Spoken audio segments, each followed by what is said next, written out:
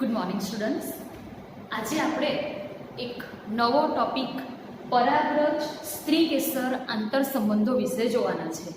હવે આપણે લાસ્ટ લેક્ચરમાં આગળ જોઈ ગયા કે પરાગનયન એટલે શું. તો પરાગનયનની ડેફિનેશન શું જોઈલી આપણે કે પરાગાસન ઉપર પરાગરજ સ્થાપિત થાય એટલે પુકેસર ઉપરની પરાગરજ એ સ્ત્રી કેસરના પરાગાસન ઉપર જો સ્થાપિત થાય તો તેને પરાગનયન કહેવાય.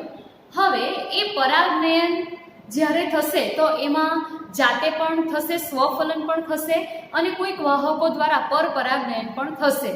હવે એ પરાગનયન જ્યારે થશે ત્યારે સ્ત્રી કેસરના પરાગાસન ઉપર જ્યારે પરાગરજ આવીને બેસે તો એ પરાગરજ સંગત અથવા અસંગત બેમાંથી કોઈ પણ હોઈ શકે.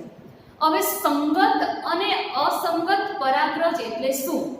તો જો એ જ વનસ્પતિની પરાગરજ હોય તો તેને સંગત કહેવાય અને બીજી વનસ્પતિની પરાગરજ હોય તો એને અસંગત પરાગરજ કહેવાય. હવે આપણે એવું જોઈએ કે સ્ત્રી કેસરમાં ત્રણ ભાગો જોવા મળે છે. ઉપર પરાગાસન, પરાગવાહિની અને નીચે બીજા શયનની અંદર અંડક. હવે જ્યારે અહીંયા પરાગાસન ઉપર પરાગરજ આવીને બેસે, આ પરાગરજ છે તો એ પરાગરજ, આ પરાગરજ, તો એ પરાગરજ પરાગાસન ઉપર સંગત જ હોય એવું જરૂરી નથી. મેં શું કીધું? સંગત એટલે શું? હવે માની લો કે ગુલાબની પરાગરજ છે તો એ ગુલાબના જ પરાગાસન ઉપર જઈને બેઠી તો એને કહેવાશે સંગત પરાગરજ. અને જો એ ગુલાબની પરાગરજ જે છે એ સૂર્યમુખીના પુષ્પો ઉપર પરાગાસન ઉપર પડે તો એને કહેવાય અસંગત પરાગરજ. એટલે એક જ જાતિની પરાગરજ હોય, એ જ પુષ્પની હોય તો એને સંગત કહેવાય અને બીજી જાતિની હોય તો તેને અસંગત પરાગરજ કહેવાય. એટલે જો માની લો કે પવન દ્વારા પરાગનયન થતું હોય અથવા કીટકો દ્વારા પરાગનયન થાય તો અહીંયા પરાગાસન ઉપર કોઈ એક જ પ્રકારની, હવે ગુલાબની પરાગરજ જે છે એ ગુલાબ પર જ જઈને પડે અથવા ગુલાબ પરની પરાગરજ જે છે એ બીજા પુષ્પ પર નહીં પડે એવું જરૂરી હોતું નથી. એટલે જ્યારે પરાગનયન થાય ત્યારે પરાગાસન ઉપર સંગત જ પરાગનયન થાય અથવા સંગત જ પરાગરજ હોય એવું જરૂરી હોતું નથી. બરાબર? ચાલો જોઈએ. તો પરાગરજ સ્ત્રી કેસર આંતર સંબંધો એટલે કુદરતમાં જ્યારે પરાગનયન થાય તો એ પરાગનયનથી પરાગરજ એ જ જાતિના સ્ત્રી કેસર ઉપર સ્થળાંતરિત થાય તેની કોઈ ખાતરી હોતી નથી. એટલે મેં શું કીધું કે એક જાતિની પરાગરજ હોય તો તેને સંગત કહેવાય અને બીજી જાતિની જો પરાગરજ હોય તો તેને અસંગત પરાગરજ કહેવામાં આવે. એટલે કુદરતમાં જેટલા પણ પરાગનયન થાય છે તો એ પરાગનયન કોઈ સંગત જ પરાગનયન હોય એવું જરૂરી હોતું નથી. બીજી જાતિની પરાગરજ પણ બીજા પુષ્પો ઉપર પડી શકે. એટલે કુદરતમાં પરાગનયનથી પરાગરજ એક જાતિના સ્ત્રી કેસર ઉપર સ્થળાંતર થાય એવી કોઈ ખાતરી હોતી નથી. એટલે કે પરાગરજ જે છે એ સંગત હોતી નથી. ઘણીવાર પરાગરજ કાં તો બીજી જાતિની હોય અથવા એ જ વનસ્પતિની હોય તો પણ પરાગાસન ઉપર સ્થાપિત થતી નથી. ઘણીવાર શું થશે કે બીજી જાતિની હશે તો સ્થાપિત નહીં થશે, પણ ઘણીવાર એ જ જાતિની હોય તો પણ કેટલીકવાર સ્થાપિત થતી નથી. તો એને કહેવાશે સ્વ અસંગત પરાગરજ. આ જે લાઈન છે એનું શોર્ટમાં લખેલું છે. એટલે શું કીધું? કાં તો બીજી જાતિની હોય એને અસંગત કહેવાય અને એ જ જાતિની હોય તો સ્વ કહેવાય. એટલે સ્વ અસંગત પરાગરજ. આ જે લાઈન છે એનું શોર્ટમાં આ બ્રેકેટમાં લખેલું છે. સ્વ એટલે પોતાની પરાગરજ અને અસંગત એટલે બીજી જાતિની પરાગરજ. એટલે વનસ્પતિ પર પરાગરજ કાં તો બીજી જાતિની પણ હોઈ શકે અથવા એક જાતિની હોય તો પણ પરાગાસન ઉપર સ્થાપિત થાય એની કોઈ ખાતરી હોતી નથી. અને આ જે છે એ સંગત પરાગરજ હોતી નથી. એટલે કે એક જાતિની હોય એ પણ કોઈ નક્કી હોતું નથી. સ્ત્રી કેસર પાસે નિશ્ચિત પરાગરજને સ્વીકારવી કે અસ્વીકાર કરવો તેને ઓળખવાની ક્ષમતા હોય. હવે મેં તમને કીધું તેમ કે સ્ત્રી કેસરના પરાગાસન ઉપર અહીંયા પરાગરજ ઉપર આવે છે પરાગનયન દ્વારા અને જો સંગત પરાગરજ હશે તો એ પરાગ નલિકા ઉત્પન્ન કરે અને પરાગ નલિકામાંથી બે નરજન્યુ જે છે અહીંયા અંડકમાં પહોંચશે. હવે આ પરાગાસનને કઈ રીતે ખબર પડે જે પરાગરજ આવી છે એ પરાગરજ પોતાની સંગત છે કે અસંગત છે? તો આ પરાગરજમાં વિશિષ્ટ પ્રકારના ઘટકો આવેલા હોય, એમાં ઉત્સેચકો આવેલા હોય અને અમુક જલ વિઘટિત ઘટકો આવેલા હોય, ઉત્સેચકો આવેલા હોય અને પ્રોટીન ઘટકો આવેલા હોય. એના આધારે પરાગરજને એ ખબર પડે કે પરાગરજ સંગત છે કે અસંગત. એટલે જો પોતાની જ પરાગરજ હશે તો એ પ્રકારના ઉત્સેચકો ઉત્પન્ન કરશે અને બીજી જાતિની હશે તો બીજા ઉત્સેચકો ઉત્પન્ન કરશે.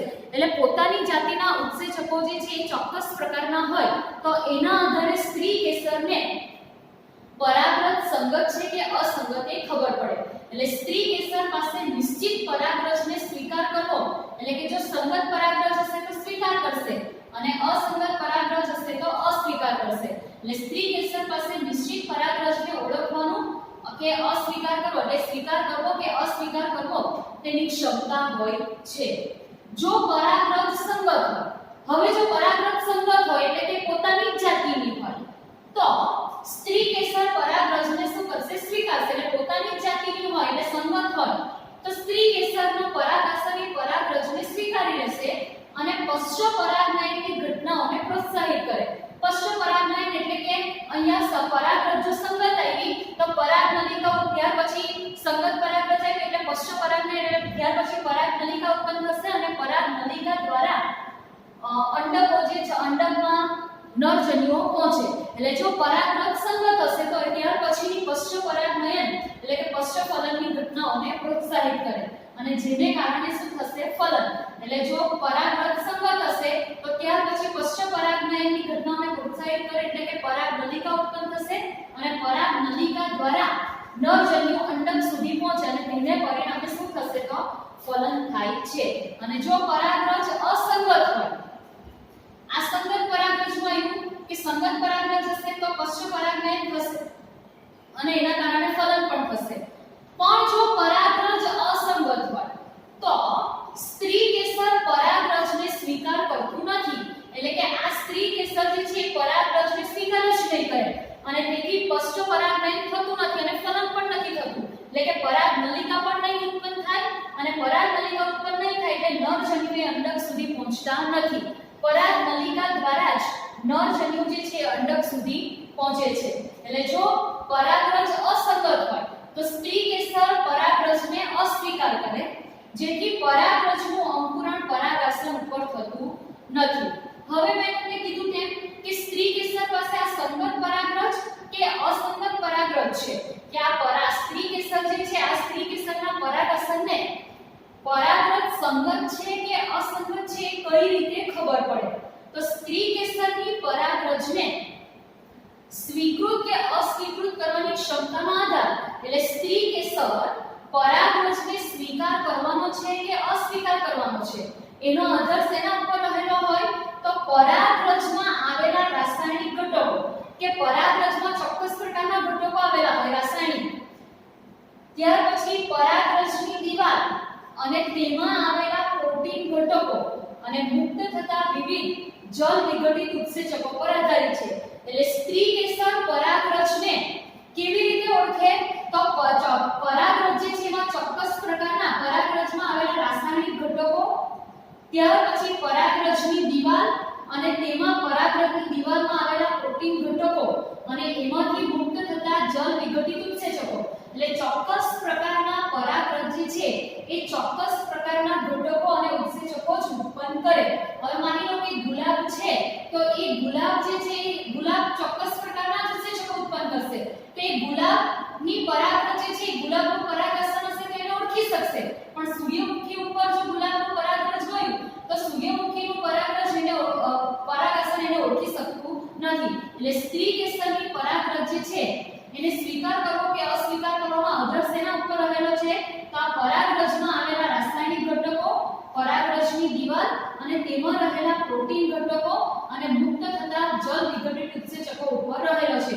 એટલે આના આધારે આ પરાગરજમાં રહેલા આ ઘટકોના આધારે વનસ્પતિ એ સ્ત્રી કેસર જે છે એના ઉપર પરાગાસન ઉપર સ્ત્રી કેસર જે છે એ સ્વીકાર કરવો કે અસ્વીકાર કરવો એ ઓળખી શકે છે. એટલે મેઈન આધાર આ પરાગરજમાં આવેલા રાસાયણિક ઘટકો, એની પરાગરજની દિવાલ અને તેમાં પ્રોટીન ઘટકો આવેલા હોય એમાં મુક્ત થતા ઉત્સેચકોના આધારે સ્ત્રી કેસર એ સંગત પરાગરજ છે કે અસંગત પરાગરજ એ ઓળખી શકે છે.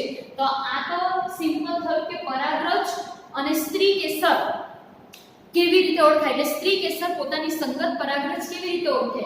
તો સિમ્પલ પહેલા તો સંગત પરાગરજ વિશે લખવાનું કે પરાગનયન જેટલા થાય એ પરાગનયનમાં સંગત પરાગરજ જ હોય એવું જરૂરી હોતું નથી. ઘણીવાર પરાગરજ કાં તો બીજી જાતિની પણ હોય અથવા એ જ વનસ્પતિની હોય તો પણ કેટલીકવાર પરાગનયન થતું નથી.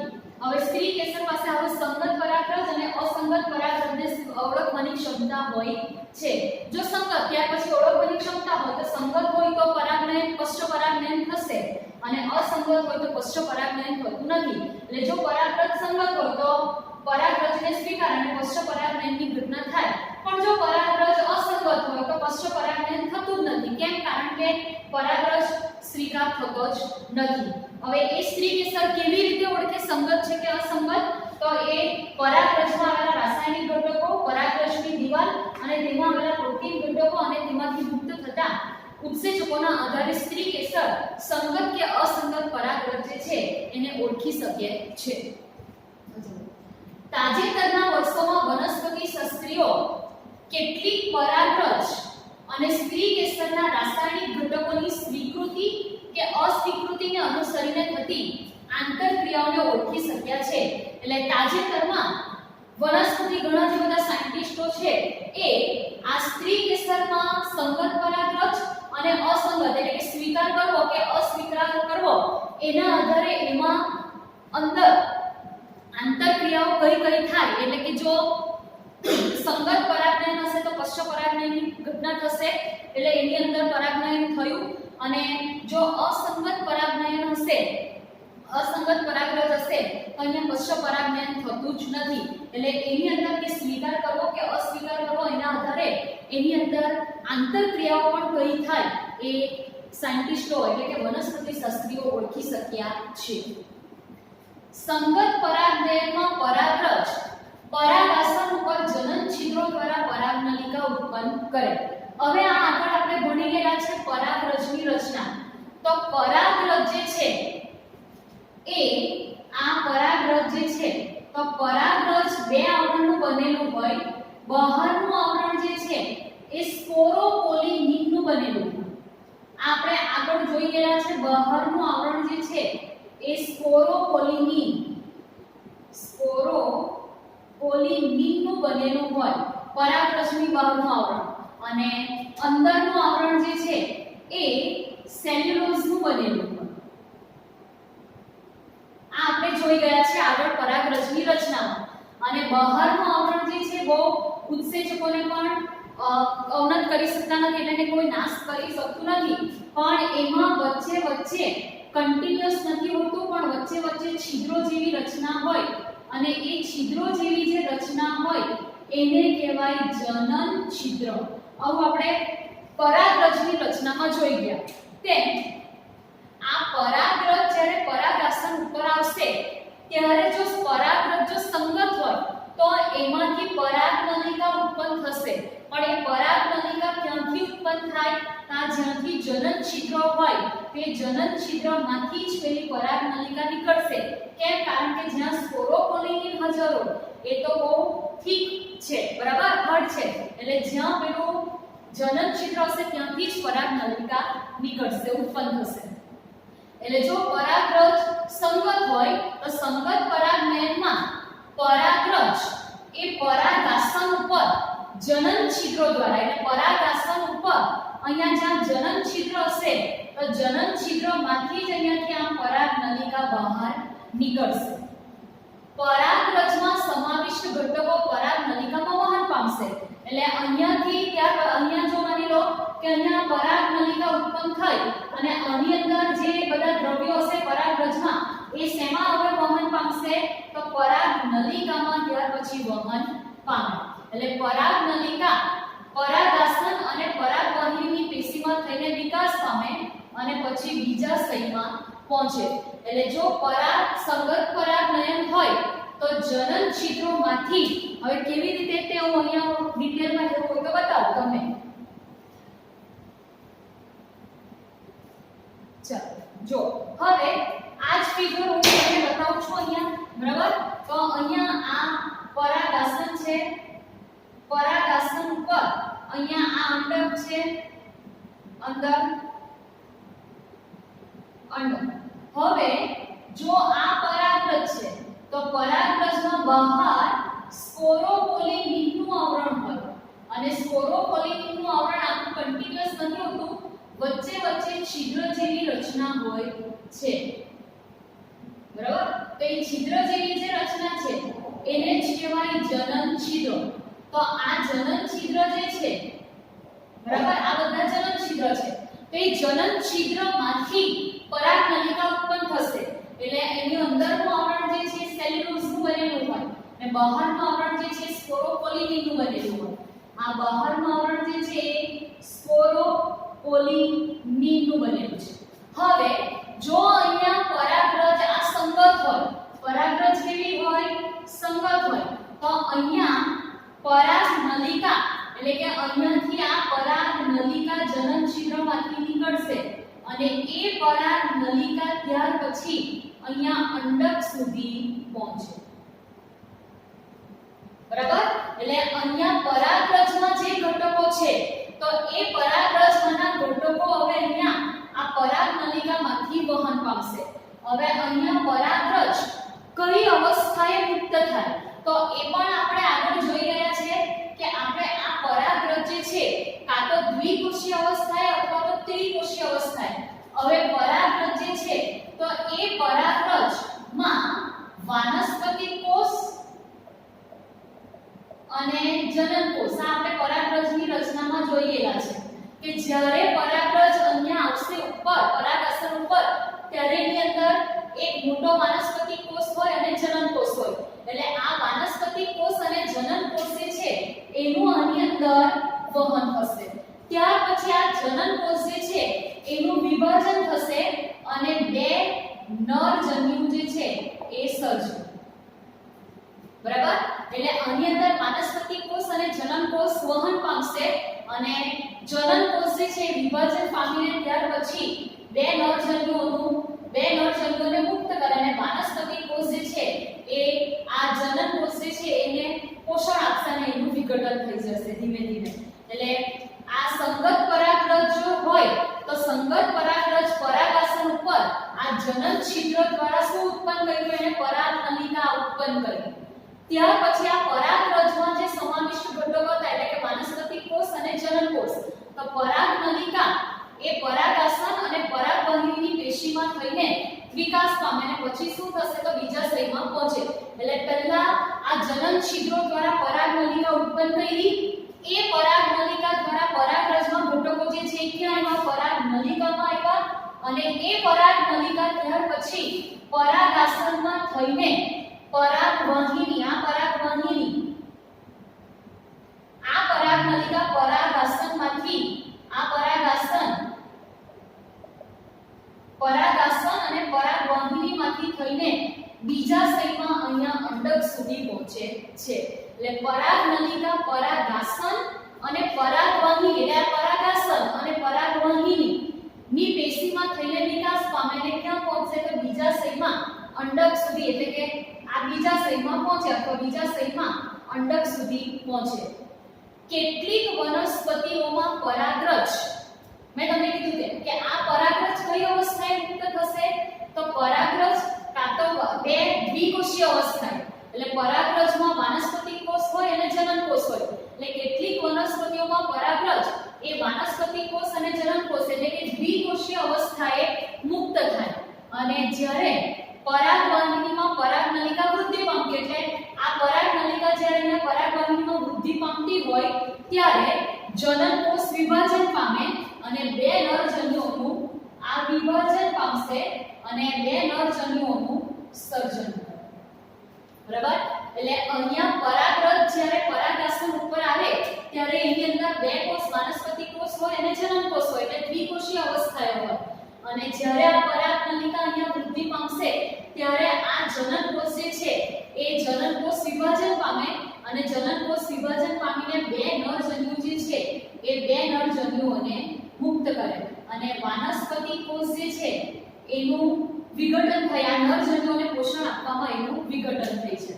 ચાલો હવે કેટલીક વાર વનસ્પતિઓમાં પરાગરજ વાનસ્પતિક કોષ અને જનનકોષ એટલે કે દ્વિકોષીય અવસ્થાએ મુક્ત થાય અને જ્યારે પરાગવાહિનીમાં પરાગનલિકા વૃદ્ધિ પામતી હોય ત્યારે જનનકોષ વિભાજન પામીને બે નરજન્યુઓ સર્જે. પણ કેટલીક વાર આ બે નરજન્યુઓ જે સર્જે, મેં તમને કીધું કે અહીંયા અત્યારે વાનસ્પતિક કોષ છે અને જનનકોષ છે અને જ્યારે પરાગનલિકા ઉત્પન્ન થઈ ત્યારે આ જનનકોષનું વિભાજન થયું અને બે નરજન્યુ મુક્ત થયા. પણ કેટલીક વાર જો આ પરાગરજનો વિકાસ વધારે થઈ ગયેલો હોય તો આ જનનકોષનું વિભાજન અહીંયા પરાગરજમાં જ થઈ જાય, એટલે કે જનનકોષ વિભાજન પામીને અહીંયા પરાગરજમાં જ બે નરજન્યુ મુક્ત કરે.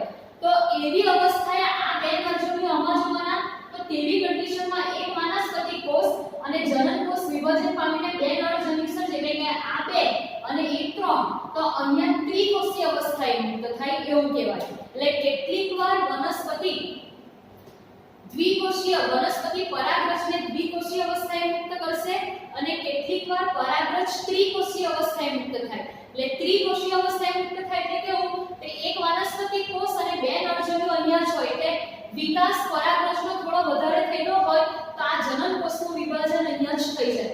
તો ડાયરેક્ટ ત્યાર પછી આમાં વાનસ્પતિક કોષ અને બે નરજન્યુ આવી જશે, બરાબર. એટલે કેટલીક વનસ્પતિઓમાં પરાગરજ ત્રિકોષીય અવસ્થાએ પણ મુક્ત થાય છે. પરાગનલિકા શરૂઆતમાં બે નરજન્યુ હોય, એટલે શરૂઆતમાં શું કરશે તો એ બે નરજન્યુનું વહન કરે જે અંડછિદ્રીય છેડેથી બીજાશયમાં અંડકમાં પહોંચે. હવે આપણે અંડકની રચના પણ જોઈ ગયા છે. આ અંડક જે છે એમાં અહીંયા અંડછિદ્રીય છેડો, તેમાં અંડકોષ અને બે સહાયક કોષ હોય, અહીંયા દ્વિતીય કોષ કેન્દ્ર અને ઉપર પ્રતિધ્રુવીય કોષ. આ આપણે અંડકની રચનામાં જોઈ ગયા છે. તો અહીંયા આપણે આ રીતે હશે, અહીંયા આ બે અને અહીંયા ઉપર પ્રતિધ્રુવીય કોષ. તો અહીંયા જ્યારે આ બે નરજન્યુ મુક્ત થશે તે પરાગનલિકા દ્વારા અહીંયા બીજાશયમાં થઈને અહીંયા અંડકમાં પહોંચે. એટલે પરાગનલિકા શરૂઆતમાં બે નરજન્યુનું વહન કરે જે અંડછિદ્રીય છેડેથી, એટલે અહીંયા અંડછિદ્રનો છેડો છે, આ અંડછિદ્રનો છેડો અને ઉપર તલ પ્રદેશ. તો આ પરાગનલિકા શરૂઆતમાં બે નરજન્યુનું વહન કરે જે અંડછિદ્રીય છેડેથી બીજાશયના અંડકમાં પહોંચે અને ત્યાંથી તંતુમય ઘટકો દ્વારા એ સહાયક કોષમાં દાખલ થાય. એટલે અહીંયા આ પરાગનલિકા જે છે એ આ સહાયક કોષો છે અને આ અંડકોષ છે. તો અહીંયા પરાગનલિકા અહીંયા સહાયક કોષમાં દાખલ થાય, પણ એ સહાયક કોષમાં દાખલ કરવા માટે એને મદદ કોણ કરે તો એ તંતુમય ઘટકો. એટલે તંતુમય ઘટકો દ્વારા આ પરાગનલિકા સહાયક કોષમાં દાખલ થાય. એટલે આ સહાયક કોષ પણ આ પરાગનલિકા કોના દ્વારા તો તંતુમય ઘટકો દ્વારા આ પરાગનલિકા સહાયક કોષમાં દાખલ થાય. એટલે પરાગનલિકા બે નરજન્યુનું વહન કરતી હોય અને અહીંયા અંડછિદ્રના છેડેથી અંડકમાં પહોંચે અને ત્યાંથી તંતુમય ઘટકો દ્વારા, એટલે આ પરાગનલિકા અંડકમાં પહોંચ્યા પછી અહીંયા તંતુમય ઘટકો હશે, આપણે આગળ જોઈ ગયા છે. અહીંયા બહાર જે સ્ફુલન થયેલું હોય તે તંતુમય ઘટકો, તે તંતુમય ઘટકો દ્વારા એ સહાયક કોષમાં દાખલ થાય. તંતુમય ઘટકો પરાગનલિકાને સહાયક કોષમાં પહોંચાડવાના માર્ગ અંગે માર્ગદર્શન આપે. એટલે આ પરાગનલિકા સહાયક કોષમાં દાખલ થાય પણ કોની મદદ વડે તો તંતુમય ઘટકો દ્વારા, એટલે કે તંતુમય ઘટકો એ સહાયક કોષમાં દાખલ થવા માટે એને માર્ગદર્શન પૂરું પાડે છે. હવે આપણે જોયું આ બધી ઘટનાઓ કે પહેલા પરાગરજ આવી, પરાગરજમાંથી પરાગનલિકા ઉત્પન્ન થઈ, પરાગનલિકામાંથી પછી એ અહીંયા અંડક સુધી પહોંચી. તો આ બધી ઘટનાઓ જે છે 1 by 1 એ બધી પ્રક્રિયાઓને કહેવાય પરાગરજ સ્ત્રીકેસર આંતર સંબંધો. એટલે આ બધી ઘટનાઓ કે પહેલું પરાગરજનું પરાગાસન ઉપર સ્થાપન થયું, એટલે પરાગરજ એ પરાગાસન ઉપર આવ્યું, ત્યારથી લઈને પરાગનલિકાનો અંડકમાં પ્રવેશ. એટલે પહેલા અહીંયા પરાગરજ પરાગાસન ઉપર આવી, પછી ત્યારથી લઈને આ પરાગનલિકા જે છે અંડકમાં પહોંચી, એ બધી ઘટનાઓ કે ત્યાર પછી વચ્ચે કઈ કઈ આવી તો પહેલા પરાગનયન થયું, પરાગરજ આવી, થઈ, પછી પરાગ નલિકા ઉત્પન્ન થઈ, એ પરાગ નલિકા તંતુમય ઘટકો દ્વારા એ અંડકમાં પહોંચી અને પછી એની અંદર ફલન થશે. તો આ બધી ઘટનાઓ એટલે કે કયું તો આ બધી ઘટનાઓ કે પરાગરજનું પરાગાસન ઉપર સ્થાપનથી લઈને પરાગ નલિકાનો અંડકમાં પ્રવેશ, એ બધી ઘટનાઓ જે છે એને સામૂહિક રીતે પરાગરજ સ્ત્રીકેસર આંતર સંબંધો કહેવામાં આવે છે અથવા તો પરાગરજ સ્ત્રીકેસર આંતર ક્રિયાઓ કહેવાય. આ ક્રિયા એક પ્રકારની ક્રિયાત્મક ગતિશીલ પ્રક્રિયા છે જેમાં પરાગરજને સ્વીકાર કરવો કે અસ્વીકાર કરવા તેની ઓળખનો સમાવેશ થાય. એટલે આ પ્રક્રિયામાં પરાગરજને સ્વીકાર કરવાનો છે કે અસ્વીકાર કરવાનો છે એનો આધાર રહેલો હોય છે. આપણે જોયું કે જો સંગત પરાગરજ હશે તો જ પરાગને ફલન થાય છે પશ્ચ પરાગને, જો અસંગત પરાગરજ હશે તો પશ્ચ પરાગને થતું નથી. એટલે આ ક્ષેત્રોના જ્ઞાનનો ઉપયોગ વનસ્પતિ સંવર્ધકો પરાગ સ્ત્રીકેસર આંતરક્રિયા ઉપરાંત, એટલે આ પ્રક્રિયા પરાગ સ્ત્રીકેસર આંતર સંબંધોમાં તો કરે છે, એ ઉપરાંત બીજા શામાં કરે છે તો અસંગત પરાગનયનમાં ફેરફાર કરે અને ઇચ્છિત સંકર જાતો મેળવે છે. એટલે સંગત પરાગનયન આમાં તો યુઝ કરે છે વનસ્પતિ શાસ્ત્રીઓ, પણ અસંગત પરાગનયન કઈ રીતે થઈ શકે એનો પણ આ જ્ઞાનનો ઉપયોગ કરીને અસંગત પરાગનયન કરાવીને કૃત્રિમ એટલે કે કૃત્રિમ રીતે સંકર જાતો મેળવે છે. એટલે કુદરતી રીતે અસંગત પરાગનયન થતું નથી, પણ કૃત્રિમ રીતે અસંગત પરાગનયન કરાવીને સંકર જાતો પણ મેળવે છે. એટલે આ જ્ઞાનનો ઉપયોગ કરીને એ લોકો ઇચ્છિત સંકર જાતો પણ મેળવી શકે છે. તો આ થયું પરાગરજ સ્ત્રીકેસર આંતર સંબંધો. સિમ્પલ સંગત અને અસંગત પરાગનયન વિશે જોવાનું છે. સંગત પરાગરજ હશે તો પશ્ચ પરાગનયન થશે, અસંગત હશે તો નહીં થશે. અને પરાગરજ વિશે લખવાનું છે દ્વિકોષીય અવસ્થા અને ત્રિકોષીય અવસ્થા વિશે. બરાબર. હવે નેક્સ્ટ આપણે આ કૃત્રિમ સંકરણ કઈ રીતે થાય એ આપણે નેક્સ્ટ થિયરીમાં જોઈશું. Thank you.